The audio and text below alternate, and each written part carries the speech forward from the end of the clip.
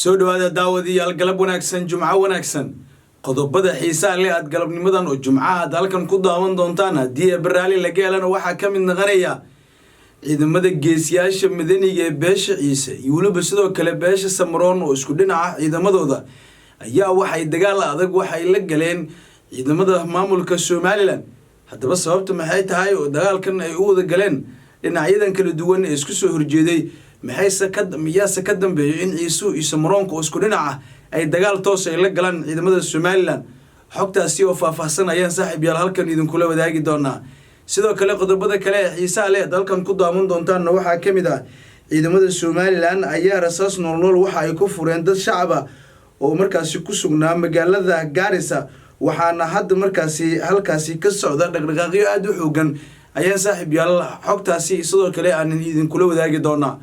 sidoo kale qodobada kale ee xiisaha leh oo maanta jumco ay tahay aad ku daawan doontaan haddii baraali laga helan waxaa ka mid noqonaya magaalada Hargeysa waxaa maanta ka taagan cabsi aad u xoog badan oo jumco ah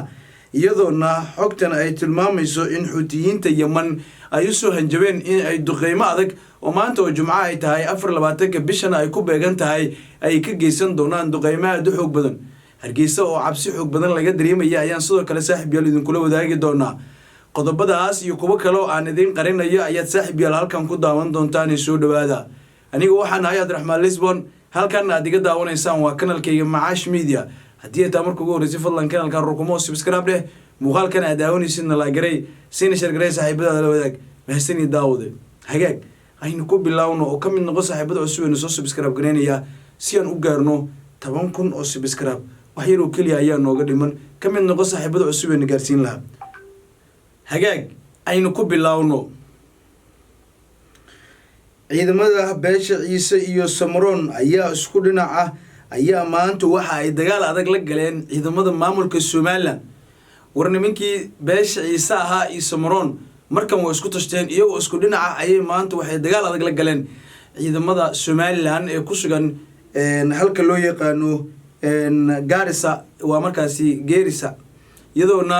xaaladda halkaasi ay ka taagan tahay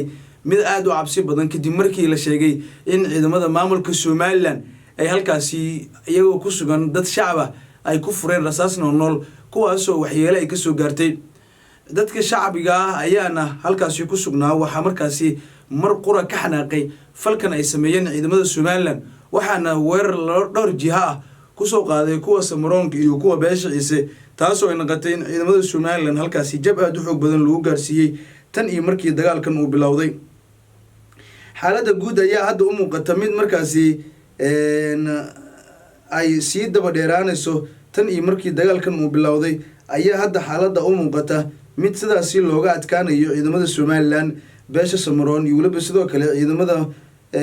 beesha ciise ayaana wadajir ah weerar ay uga qaadeen ciidamada Somaliland waxaana halkaasi laga soo warinayaa khasaarooyin lixaad leh oo la gaarsiiyay ciidamada Somaliland tan iyo markii dagaalkan uu bilowday ama soo laabashada beelaha Samaroon iyo ciise ayaana kor u sii shidaysa xaaladda guud ama gobolka iyadoona ay noqonayso mid ka mid ah go'aanadii ay ka yaabiyeen ciidamada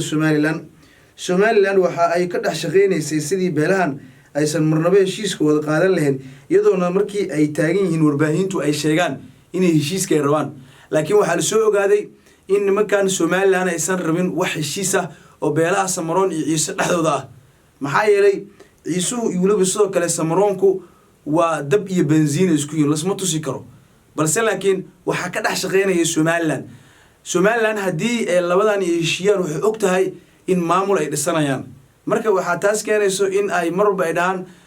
Djibouti dagaalkan qayb ka ah Ethiopia qayb ka ah waxyaabo noocaas ay sheegaan way kuma sheegtaan balse laakiin waxa la ogaaday inaysan iyaga rabin inay beelahan wada heshiiyaan tan iyo markii dagaalkan uu sii daba dheeraaday iyadoona muddo 2 bilood oo aan wax rasaas isku ridin iyadoona ciidamada dhan walba ay kala joogeen taas ayaana markaasi dadka badankood ay aamineen in beelahan isku soo laabanayaan waliba muuqaal idin kula wadaagay oo aan idin sheegay shir hordhaca inay gaareen beelaha iyagoona ay rabaan in ay qodobo isku fahmaan kadibna ay la kala qaato dadkan waa dad wadaaga waa dad daris ah laakiin Somaliland waxay ka dhex shaqeynaysay sidii ay beelahan marnaba aysan isugu soo dhawaan lahayn maxaa yeelay dhulka xeebeedka ah dhanka ay degan yihiin beelahan ay degaan ayay degan yihiin waana dhanka Djibouti iyo dhanka Somaliland marka loo fiiro dhul xeeb ah ayay daadsan yihiin beelahan ay wada degaan balse Somaliland meel yar ay wax ka fiirisaa oo waxay gebi ahaanba diidan yihiin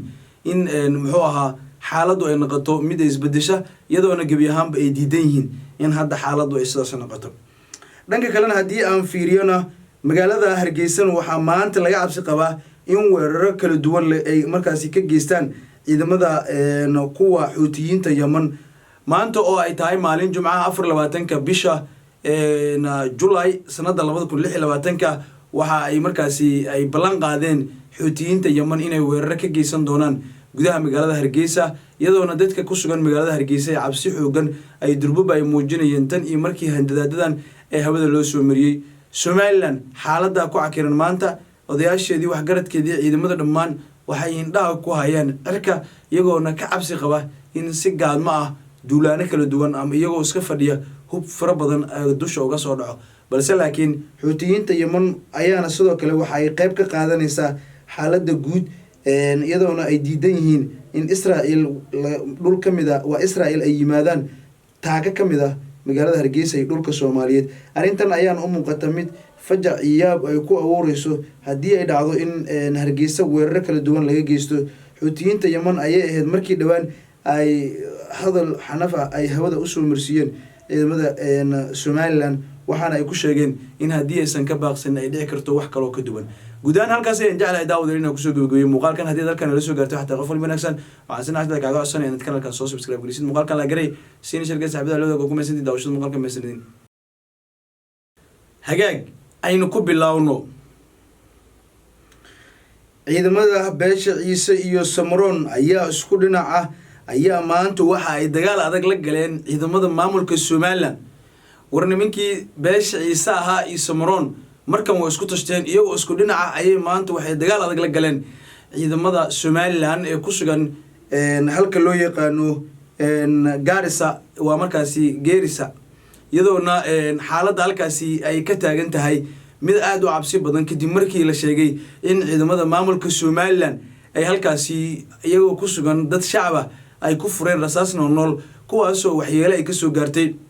dadka shacbiga ah ayaana halkaasi ku sugnaa waxa markaasi mar qura ka xanaaqay falkan ay sameeyeen ciidamada Somaliland waxaana weerar dhowr jiha ah ku soo qaaday kuwa Samaroonka iyo kuwa beesha Ciise taasoo ay noqotay in ciidamada Somaliland halkaasi jab aad u xoog badan lagu gaarsiiyay tan iyo markii dagaalkan uu bilowday